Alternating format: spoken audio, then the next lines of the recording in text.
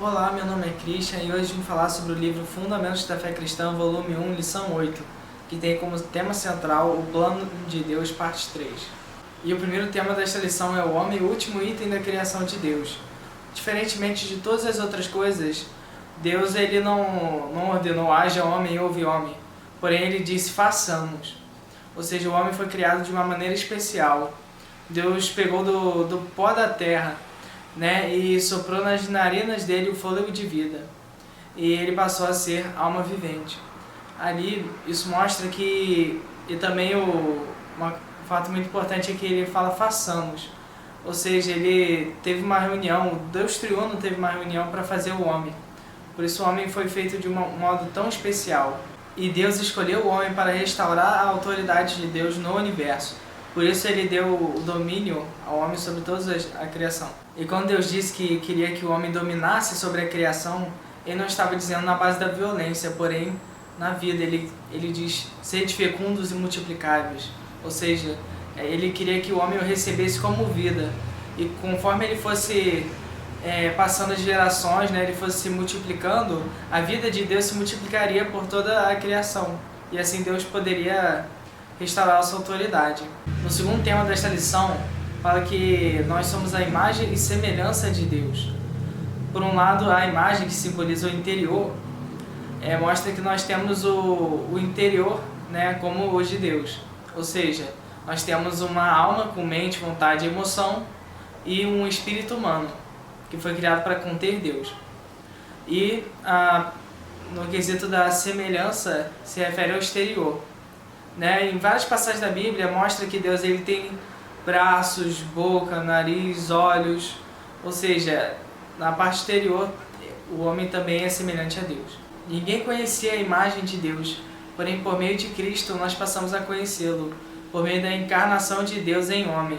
A imagem de Deus foi nos revelada. E por meio do Senhor Jesus, Deus pela primeira vez tinha um homem que podia representá-lo e expressá-lo. Porque Jesus ele tinha a vida divina, a natureza divina e a natureza humana. E ele tinha a vida humana, mas sem pecado. Ou seja, ele podia expressar a Deus sendo homem. Por isso que fala que Cristo ele é o segundo homem e o último Adão. E nós fomos criados à imagem de Cristo para conter Cristo, assim como a lua foi criada para conter a mão. Nosso interior foi criado para ser preenchido por Deus em Cristo por meio do Espírito. E por isso que quando o homem ele não tem Cristo em seu interior, ele se sente um profundo vazio. Porque só Cristo pode preencher o homem. E receber Cristo em nós é o que chamamos de regeneração ou novo nascimento. O terceiro tema desta lição é as partes do homem. Em Gênesis 2,7 fala, então formou o Senhor Deus ao homem do pó da terra, e lhe soprou nas narinas o fôlego de vida, e o homem passou a ser alma vivente. Nesse versículo temos três elementos, o pó da terra, o fôlego de vida e a alma vivente. Essas são as três partes do ser humano. Exteriormente temos o corpo físico, formado do pó da terra, e os cientistas concordam que temos em nosso corpo elementos que são encontrados no solo. Portanto, Deus fez um boneco de barro e soprou nele o fôlego de vida. Esse fôlego deu vida ao homem e essa vida é a alma humana. A palavra hebraica para fôlego, em Gênesis 2,7, é a mesma palavra para espírito, em Provérbios 20:27. O espírito do homem é a lâmpada do Senhor, a qual esquadrinha todo o mais íntimo do corpo. O fôlego de vida que o Senhor soprou no boneco de barro tornou-se o espírito do homem, e este passou a ser alma vivente. Assim, o ser humano possui três partes, corpo, alma e espírito, como vocês estão vendo no diagrama. E o corpo humano foi criado para ter contato com o mundo físico, a alma interage na esfera psicológica e o espírito foi feito para conter Deus, que é espírito. O quarto tema desta lição é o espírito humano. O homem ele é o centro do universo e o espírito humano é o centro do homem, como podemos ver em Zacarias 12:1, quando o Senhor diz: fala o Senhor, o que estendeu o céu, fundou a terra e formou o espírito do homem dentro dele. Nesse versículo coloca-se três pontos importantíssimos: o céu, a terra e o espírito do homem. O céu foi criado para a terra. Sem o universo não haveria lugar para a terra. Do mesmo modo, sem a terra não haveria lugar para o homem. Porém, esse versículo não fala do homem especificamente, mas sim do espírito do homem. Isso mostra que tanto o universo, com suas galáxias infinitas e todos os seus itens, todos eles são para o espírito do homem, porque é no espírito humano que podemos contatar e receber Deus em nós. Usando a ilustração da luva, nosso espírito é como uma luva e o espírito de Deus é como a mão que preenche a luva, né?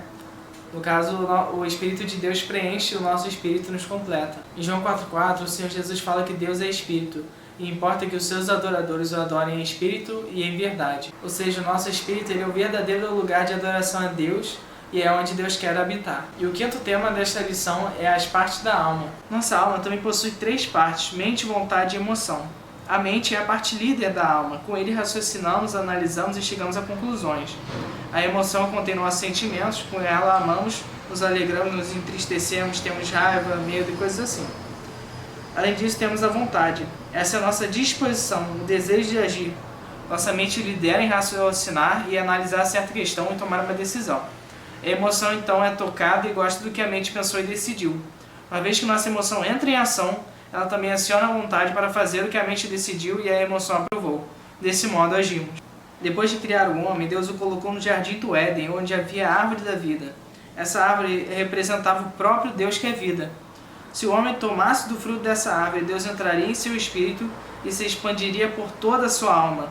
Usando a ilustração da luva, é como se a mão, Deus, entrasse na luva, o homem. Assim, a mente humana seria preenchida da mente de Cristo e pensaria nas coisas do alto, e não nas da terra, e desse modo expressaria a Deus. Também a emoção humana seria preenchida da emoção divina, a fim de amar o que Deus ama e gostar das coisas que o agradam. E a vontade humana seria preenchida da vontade de Deus, se tornaria submissa e não buscaria coisas que não são de Deus e o desagradam. O propósito de Deus nunca mudou. Ainda hoje Ele quer ter homens na terra que o expressem e o representem, assim como Cristo fez quando estava aqui. Por esse motivo, hoje estamos sendo conformados a Cristo, como diz em Romanos 8,29. Quando recebemos o Espírito em nosso espírito, nossa alma ainda é natural e expressa as coisas do nosso velho homem. Mas com o trabalhar de Deus em nós, mais de Cristo vai sendo depositado em nossa mente, vontade e emoção, e vamos sendo transformados. Isso equivale a dizer que Cristo cresce em nós e torna-se nosso viver, como diz em Gálatas 2,20. Quanto mais permitimos que Deus trabalhe em nós, mais somos renovados em nossa mente, equilibrados em nossa emoção e submissos a Ele em nossa vontade. Desse modo nós o expressamos. E o sexto tema desta lição é que afinal é o homem. Ao escrever o Salmo 8, Davi afirmou: quando contemplo os teus céus, obra dos teus dedos, e a luz e as estrelas que estabeleceste, que é o homem que dele te lembres, e o filho do homem que o visites? Fizeste-o, no entanto, por um pouco menor do que Deus, e de glória e de honra o coroaste.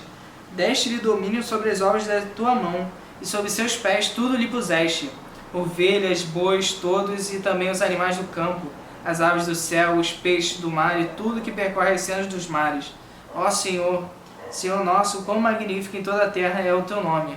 Esses versículos confirmam o propósito de Deus, de que Deus deseja entregar ao homem o domínio sobre toda a criação. Embora o homem não seja o item mais duradouro, mais resistente ou maior, Deus mesmo assim escolheu o homem. Ele é o centro e o auge da criação e o sentido de haver todas as coisas no universo. Muitas vezes os cristãos são questionados sobre haver vida fora da terra.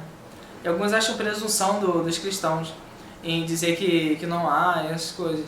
E achar que temos alguma importância, levando em conta que nós vivemos em um pequeno planeta, num sistema solar com uma estrela de quinta grandeza, e uma galáxia dentre trilhões de galáxias, né? E o fato de sermos tão pequenos perante toda a vastidão do universo. Porém, isso não é presunção, isso é conhecer o propósito de Deus. O homem é o centro do propósito de Deus, e é por meio dele que Deus deseja atingir seu objetivo, de ter muitos filhos que o expressem e o representem no universo por toda a eternidade. Deus criou todo o universo para obter muitos filhos para si, nós. Um dia, quando o Senhor Jesus voltar, Deus terá concluído o seu plano. O inimigo terá sido derrotado e todas as coisas malignas serão eliminadas. Todas as coisas negativas serão eliminadas e Deus poderá ter sua expressão e glória por toda a eternidade. E o encabeçamento de Cristo em todo o universo começa por nós, a Igreja. Graças ao Senhor, isso já não é um mistério para nós, porém foi revelado por meio de Cristo. E hoje, nós podemos estar expressando a Cristo na Igreja, por meio de nossa vida social, onde nós estivermos ali, poderemos estar expressando a Cristo em nosso viver. Amém? Essa foi a lição de hoje. Se você quiser saber mais sobre a lição e sobre o livro, é só entrar no site www.arvoredavida.org.br e estar adquirindo o livro Fundamentos da Fé Cristã, volume 1. Amém. Jesus é nosso Senhor.